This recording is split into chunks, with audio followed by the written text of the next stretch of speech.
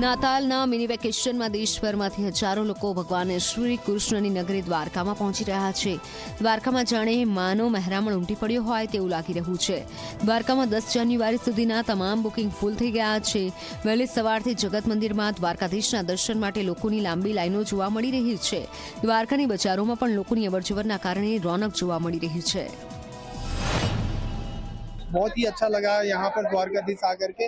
जो यहाँ का एडमिनिस्ट्रेशन है और जो भी व्यवस्था किया हुआ है, बहुत इतने भीड़ में भी मतलब इतने अच्छे से है. और पुलिस की गश्त हर चीज मतलब प्रशासन ने सारी सुविधाएं दी हुई है. नए साल को देखते हुए लोगों में इतनी भीड़ है और इतना उत्साह भी है कि वो इतने दर्शनों के लिए यहाँ पे आ रहे हैं, दर्शन करने के लिए. हम तो यही आशा करते हैं भगवान से, द्वारकानाथ से यही कहते हैं कि जो नया वर्ष आए सभी के परिवार के लिए और सभी के सदस्यों के लिए बहुत खुशहाल और खुशहाली भरा आए.